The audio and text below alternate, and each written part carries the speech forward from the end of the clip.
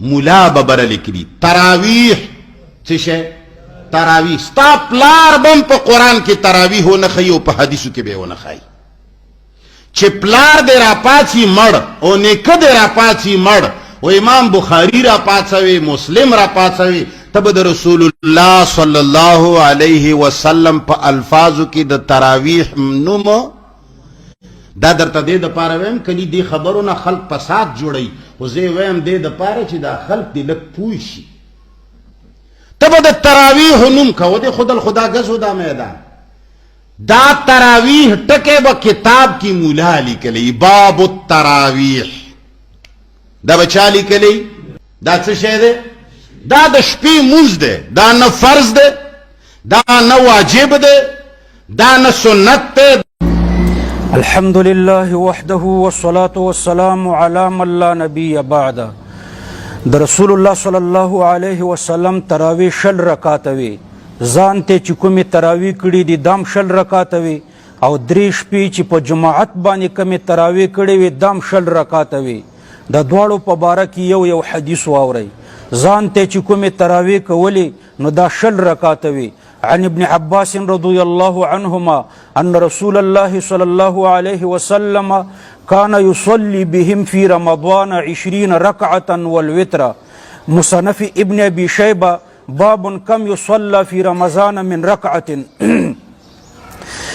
عبد الله ابن عباس رضي الله عنهما فرمایلی دی چې په رمضان کې به رسول الله صلی الله علیه وسلم شل رکعات تراویح کولې بعض خلق د دې حدیث په سند باندې جرح کوي لیکن دا سند عملا متواتر دی او کوم حدیث چې عملا متواتر دا غي حدیث په سند باندې بحث ته ضرورت نه وګوره عقد الجید صفحه 250 او مجموع الفتاوى د ابن تیمیه اتلسم جلد 240 نمبر صفحه رسول الله صلی الله علیه وسلم درې شپې په جماعت باندې تراویح کړې وي د حضرت ابو ذر او د حضرت عائشه او د حضرت زید ابن ثابت رضی الله عنهما په صحیح احادیثو کې راغلي دي چې یوه شپه د شپې تر درېمې حصې پورې بله شپه تر نیمې شپې پورې بله شپه تر پیشنمي پورې تراویح وکړي خو دا څو رکعاته وي نو په دې احادیثو کې دا رکعتونه مبهم او مجمل دي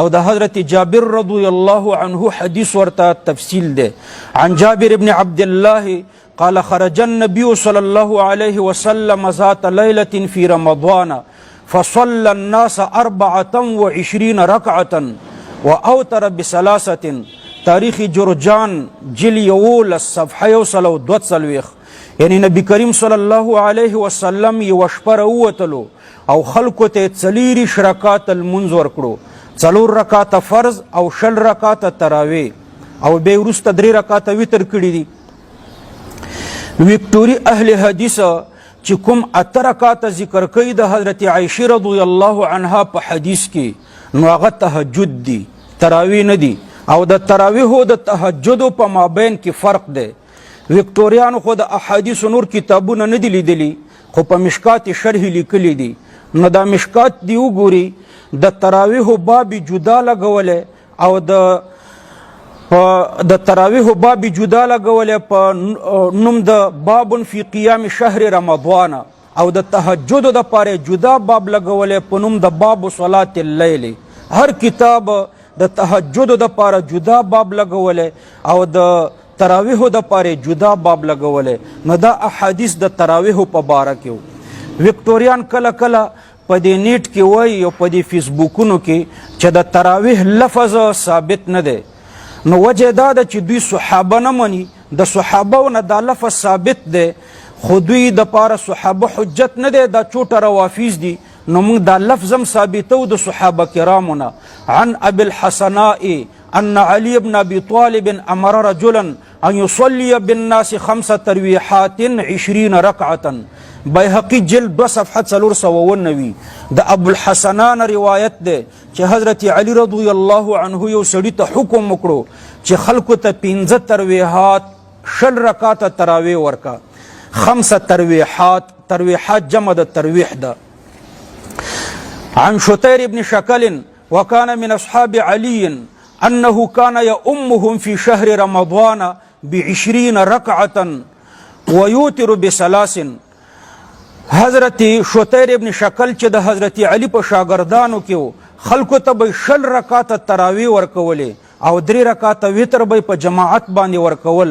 د حضرت علی یو شاګرد نه د تراویح لفظ ثابت ده. فرمای عن ابي البختري انه كان يصلي 5 تراويحات ويوتر بثلاث.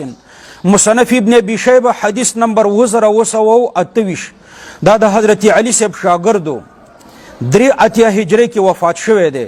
ابو البختری فرمایي چې ابو البختری 60 رکعات تراویح او 3 رکعات وتر کول. نو ګوره د تراویح لفظ ذکر کړی دی.